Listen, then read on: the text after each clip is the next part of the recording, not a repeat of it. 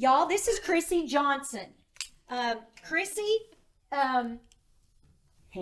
she is not a public speaker, and she will be glad to tell you that.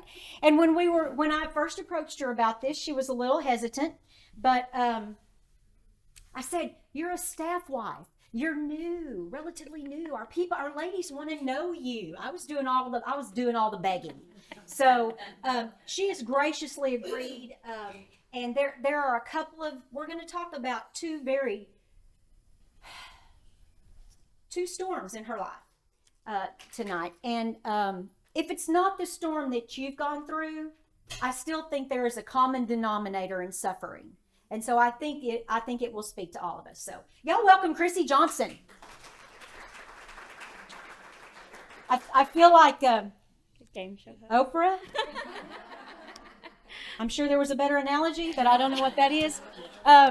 We've kind of come up with a format for Chrissy that she feels comfortable with, and we kind of talked through the things we want to talk with, and I'm going to give her prompting questions. She's got some great pictures that I want you to see, and it helps tell her story too. So, Chrissy, I want you, okay, so y'all know Nathan. Nathan is... the cute choir director. The cute choir director, yes. I wasn't going to say that, but yes, he's very cute. But we're thrilled to have them. They brought such wonderful energy to our staff and to our worship services. I'm just thrilled to know them and glad you're here. Chrissy, tell us about how you and Nathan met. Well, if you don't know, here's a picture. That's the day he engaged. If you don't know Nathan, that's baby Nathan. What did he say? That's 115-pound Nathan. He's a little thicker now, but he looks great. Yeah. Anyway, he's on the worship team, and you've probably seen him conducting. That's him. We met in college, because I will go back to this word every time. He was the cute boy leading worship at a college retreat. I said, "Who's that?" Oh, found out we went to the same school, and it all went from there. So college age. College, yes. We were college sweethearts. Yes. He proposed at the Dallas Arboretum with a ring and a Bible, which I still use, and it's very worn. We've been married 15 years. Wow. Dated, coming up on 18 years together with dating. So, yeah. So that was what year?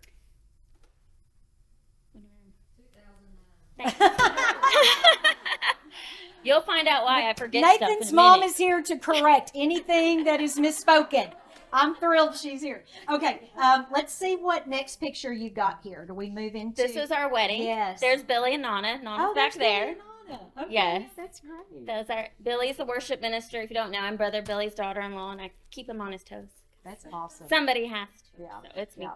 And then those are my parents. I'm from Dallas originally, but we were both blessed, obviously, to have very loving parents. They're both still married today. They both couples love Jesus, and we were just so thankful to be raised in God-loving homes who put us in church and raised us up in the Lord and married their best friends, and so we did the same thing. That's really awesome. That's a great picture. I love that. Chrissy, They were very hesitant, and me and Nathan are like, "Come on." Yeah, no, I think that's great. I think that's sweet. That's a sweet memory for mom, too. That's a sweet memory for mom, too. Chrissy, when you and I talked, you told me that right after you guys married, there was a major life change that took place for you guys. Yes.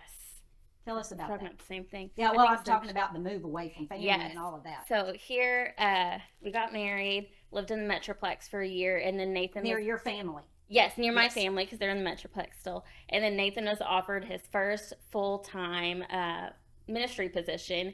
This is him. This wasn't in the 1930s. This was like 2010. He says He it was like, looks "That like, looks like because it's old-timey." black and white, it looks old. So 2010.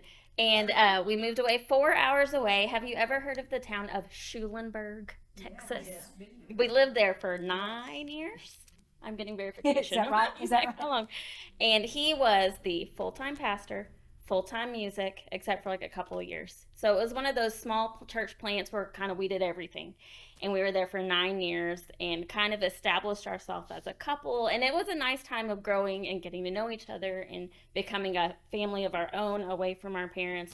But still, it was really hard to be 4 hours away. Hard to get married and be always been around family and then to all of a sudden not Yes. have that family Yes. support. I mean, my parents lived 10 minutes away from DBU, so I was never away from home until this. Yeah. And I'm a kindergarten teacher. That's what that is. A So random child. this isn't really This isn't really one of those storms that we're going to talk about tonight. No. But tell me some things during this time about what you learned about God during that time. What did you guys learn together as a couple? Well, if you've ever been in a ministry, you know it's not always rainbows and sunshine. And when you're away from your family, the only people you know is your church family. So you're like, well, we're hearing it together, but y'all don't know us very well. And so it's just kind of figuring out who do you really rely on, these random people, your family, or the Lord. And at that time, it was the Lord, because our families were 4 hours away. And that's just, we dove into that, and just, it made our marriage stronger, our family unit stronger, which we'll get to our family unit in a moment. That's great. I know that when you pulled away from, you didn't pull away, but when you were led away by the Lord to almost a desert time, it's a long time to be not near family and not near, a lot of you may be able to identify to that as well. Okay, so we're fast forwarding into let's create a family. Yes. Nathan and I are both super type A personalities. So we're like, this is what we're going to do. Isn't that funny? God's like, okay. So we're like, we're going to be married 3 years. And you're a teacher, so let's have the baby around May. And then you can have summer off and then go back to school. Sounds reasonable to me. Super funny. So that time that we were married 3 years, we're like, right, let's start trying. A year passes, nothing happens. So we have that fateful day in the doctor's office where they give you the pamphlets. You have unexplained infertility. And I grabbed Nathan's leg and was like, what does that mean? Because before that, I've never known anybody that was infertile. I've never heard that phrase. Say that again. Unexplained infertility. Here's a test you can do. Here's a test you could do. Here's a test you can do. Here's a test on a minister and teacher salary. We were like, probably not. It's probably not going to happen. And feel free to laugh. I'm real awkward. Laugh at everything. We're going to laugh. So that started our journey through infertility. She was like, you have these options, or you can just keep trying the old-fashioned way, and, when it happens, it happens. And lots of people have lots of opinions when you're trying to have a family. And so that was another hard time of relying on the Lord versus man. We're like, thank you, but we're just going to stick to the straight and narrow. And whenever God wants us to have a family in his way, it will happen. And it did eventually. Okay, so yeah. So this was one of the scriptures I wanted to plug in, because this is how I felt during this time. When you're a young woman, 23, you just married the cute boy from college and you can't give him a family, you're like, I am the worst. Like, my body's not doing what it was created to do. And so the Lord is close to the brokenhearted, which I very much was, and saves those who are crushed in spirit, which I very much was, because I desperately wanted to be a mother, but I desperately wanted to give my husband a child, because if you know Nathan, he is the absolute best dad. And y'all did a great job. He was raised here in Flint, so that's y'all. But so we were still infertile. Nothing happened, but we never proceeded with any testing or anything, because we just didn't feel called down that path. But then just a little tinkle in our ear, both of us separately, we're like, adoption. People adopt all the time. There's many babies to be loved, and we're called to care for the orphans and widows. And then we just randomly had a conversation. We're like, what do you think about that? I've been thinking about that too. So it's like God put it both on our hearts around the same time. So with adoption, you have to go through trainings and all these like testing and a home study to get verified through the state. And eventually we did. So that took 2 years to get done, because, we were in the middle of nowhere, Schulenburg, Texas. So we had to drive to do all our trainings, to do everything. Mm-hmm. And so that took 2 years. And then randomly on Facebook, I saw there was a place in Tyler that was doing their training for their agency. And we came to Tyler all the time to visit Billy and Nona. And so we were like, oh, let's just go one weekend. It's a full day training, knock it out. And we go. And that was February 2017. And then in March, we gave them our little profile book, because we were all confirmed and done. In March, she was like, oh, there's a mom that wants to meet y'all, a birth mom that wants to meet y'all. Get nervous. And then April, we were matched with her, 8 months pregnant. So May 2017, our baby was born. We got to be in the hospital with birth mom. Nathan got to cut the cord, and it was super, out of a body experience, but also like, this is really happening. Yeah. And like watching someone else give birth to your child, I felt like like the dad, because I was, you don't get to watch. And she was squeezing my hand while she was pushing, and she kind of dislocated my thumb. So I was like, I'm out. But yes, May 24th, 2017, our little Eli. If you've seen a curly mess of a 7-year-old running on the stage acting like he owns the place, that's ours. So the Lord was so good to us in that time. I mean, this was his going home outfit, answered prayer, because everybody that we knew this was our dream. This was our biggest prayer, is that if God wasn't going to bless our body to produce a child, we wanted to find our baby that needed love and needed a family, and he totally provided through Eli and his birth mom. We still keep in contact with her, and we'll do visits every couple of years so she can just keep tabs on him, and so it's just very sweet.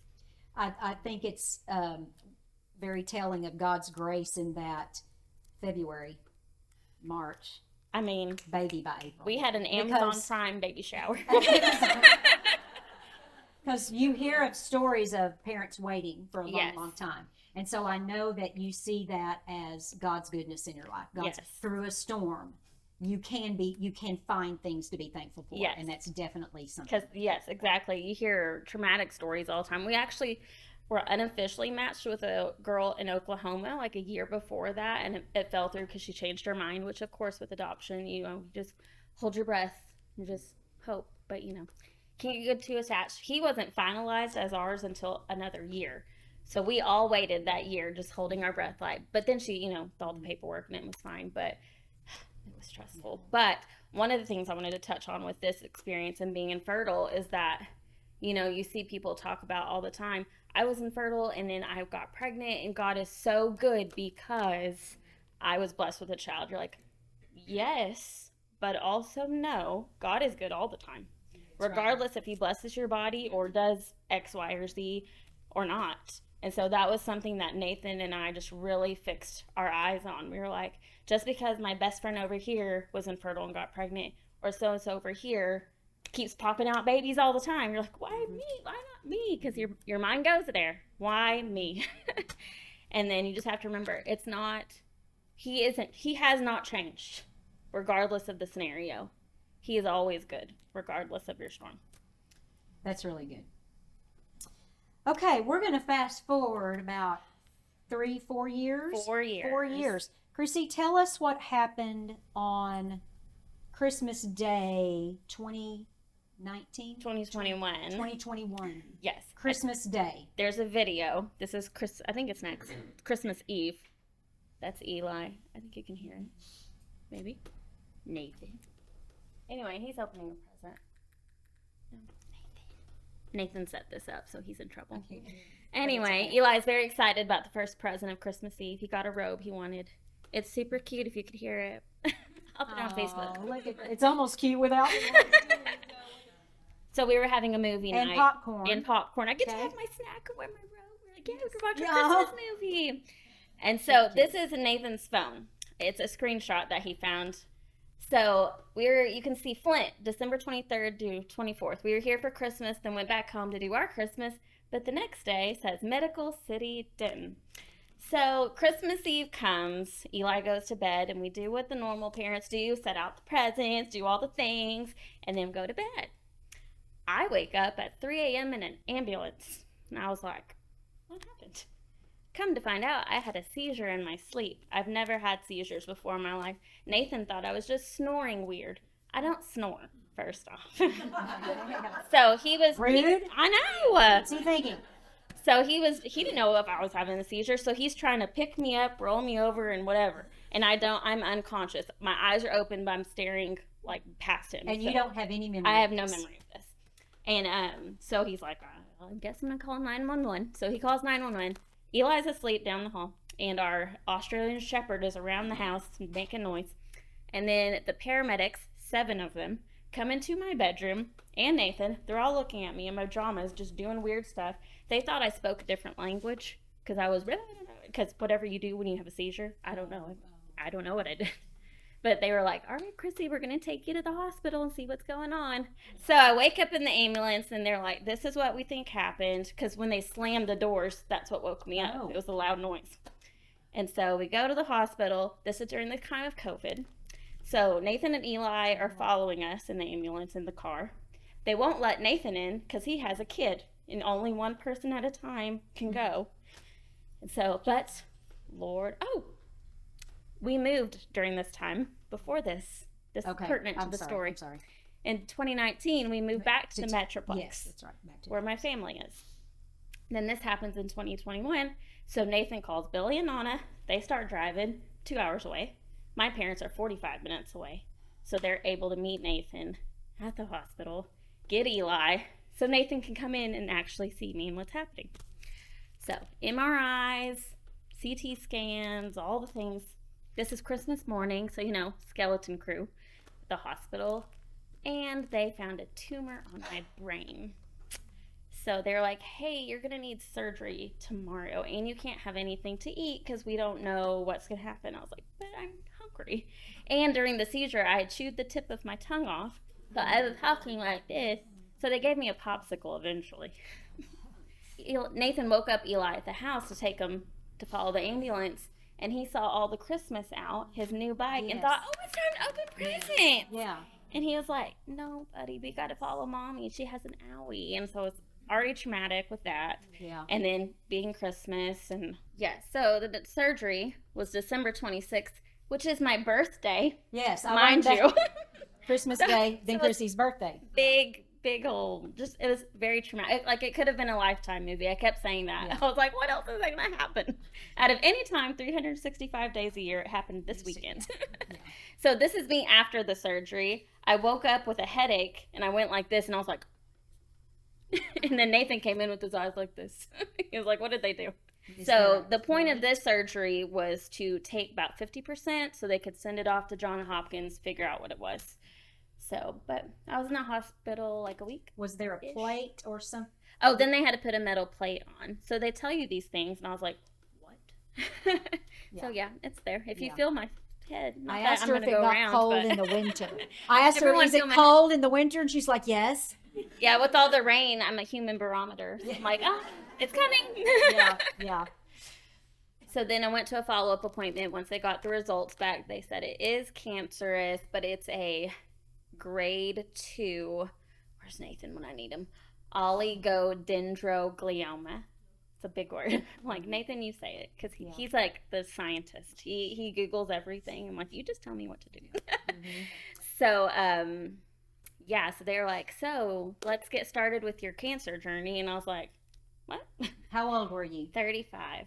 See, I forget because my birthday was on that surgery day, so they had to swap my bracelet out in the middle because my age changed. They changed it. Wow.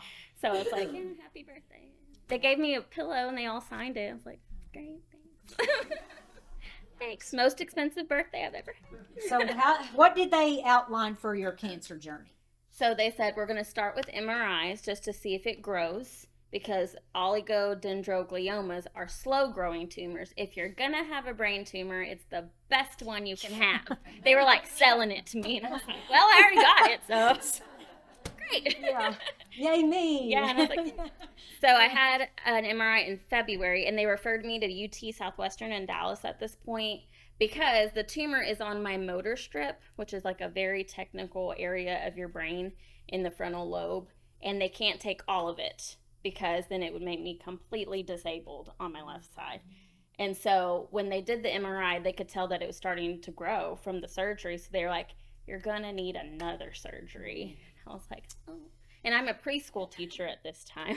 So I was like, can we wait till May? They were like, sure. So you were able to wait. Mm-hmm. Okay. They're like, it's not dramatic, but like we need to do it like before September. So I was like, well, let me have the summer to recover. This is all like the planning, type A, trying to plan my brain surgery. So this was the day of the surgery at UT. Flint was so good to us, y'all. Do y'all know Melissa Vance? She did a shirt fundraiser. These God, it's greater than the highs and lows. So y'all supported us and prayed for us so well during that time, and our church family back in the Metroplex. So that was the day of surgery, and then came all the follow-ups of this is what it is and this is what we're going to do. So they only took, at the second surgery, they took 90% of it. Because, like I said, they can't take all of it because then you'll be, and then they look at Nathan, we wouldn't want to do that to you. And I was like, because then he would have to deal with a disabled person. Yeah, And I was like, what about me? Yeah. Whatever. Yeah. They were nice about it. They make jokes like I do, I guess. They're like, that's how she copes. Yeah, maybe so.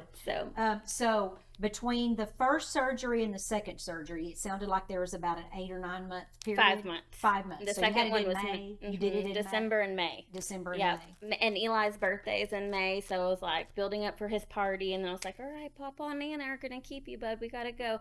So every 4 months I have to get an MRI of my brain, and then I have an oncology appointment, and they just switched my medicines when I'm having blood work done every month. So it's like, oh, you're going to the doctor again. So like he talks about it. So we try to talk about it discreetly to like not stress him out. But yeah, every 4 months there's something happening. And Eli kind of starts showing some signs of stress close to those times or that week. Yep, he gets extra clingy and not us wanting to go anywhere. He wants to stay as a family. So, but luckily, since we moved here, the doctor can do telehealth, like on the computer appointments. So we can kind of like sneak in Nathan's office and do it real fast. So it's been good. I'm a kindergarten teacher, by the way, but I only teach 2 days a week. It's at King's Academy. So it's a university model where we do homeschool and classroom. So it's been such a blessing from the Lord that I can still do what I love to do, but not have to do it every day because I get so tired. Okay. I'm on seizure medicine and anxiety medicine because when they dig around in your brain, it makes what you already feel escalated. So she was like, my oncologist was like, when we dig in your brain, we're kind of like ruining the warranty that God put on your brain. So it's normal, but we can give you medicine. Okay. So I'm on lots of medicine that makes me sleepy. And then an inhibitor drug to help the tumor not grow. So it helps keep it dormant, that's the game plan for right now. If it ever starts growing, then that's when we do radiation and chemo. But right now, I don't have to. So what is the prognosis? It's just live with it forever. Is there any hope that it will completely ever go away? Or? I mean, it'd be from the Lord if it did. But otherwise, so no. At this point, it's just maintenance? Yeah.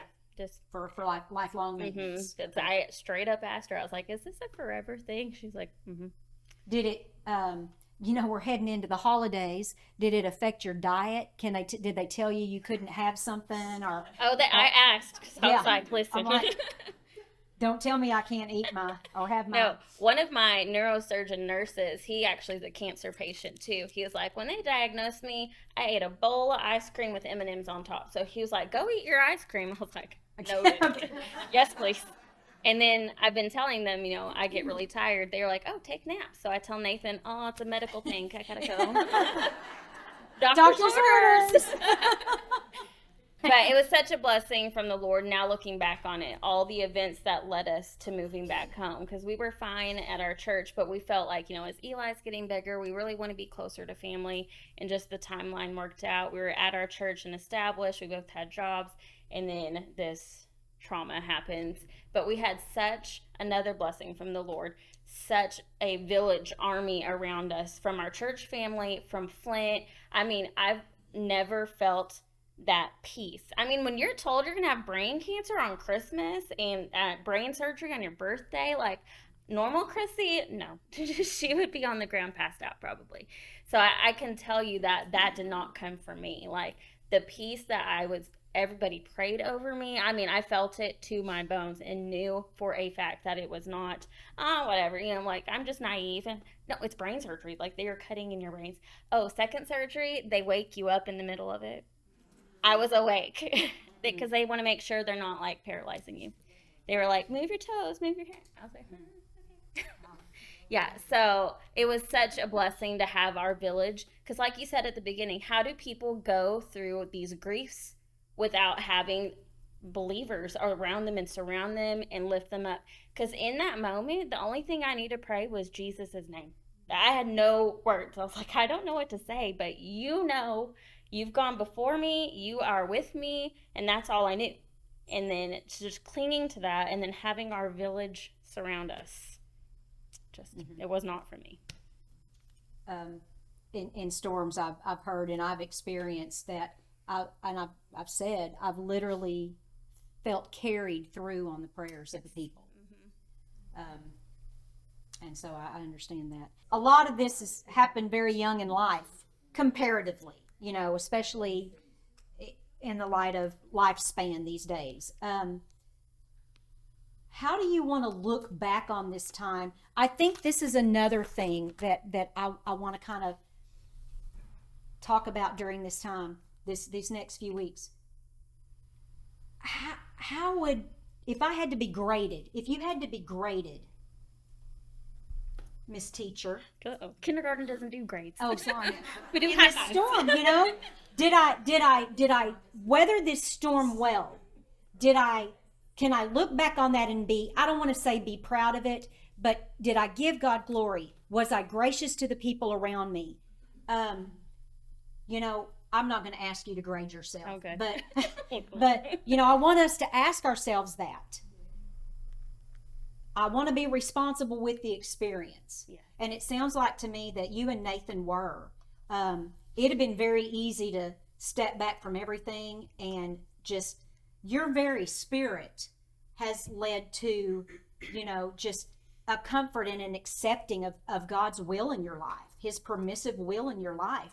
And I don't want to say you've rolled with the punches because I'm sure there have been a lot of stormy nights and sleepless nights but I echo what you said. I don't know how people go through this and not have the Lord to lean on. The first surgery, but before, when they had just throw us like in a random room, I remember looking at Nathan being like, maybe this is the story that someone needs to see to learn about the Lord. And it's hard when you're the person in it and you're like, really? It has to be me going through this? But we both have very close people in our lives and our family that are not believers. And so we're like, maybe this is the thing that they need to see firsthand, being in our family, to see us go through. And maybe that'll be something that helps the Lord connect the dot with them. Not to like boast on ourselves, because that's the last scripture I had. This is a scripture I actually learned in high school. And it is like me to a T, because I'm super awkward. That's why I teach kindergarten, because they are very forgiving of awkwardness. I'm not a public speaker. That's why I was like, Nathan, you want to come to this? Because, he's on stage all the time. So I'm like, you do it. But my grace is sufficient for you, for my power is made perfect in weakness. Because I'm like, that is me. I'm 100% weak. Therefore, I will boast all the more gladly about my weaknesses, so that Christ's power may rest on me.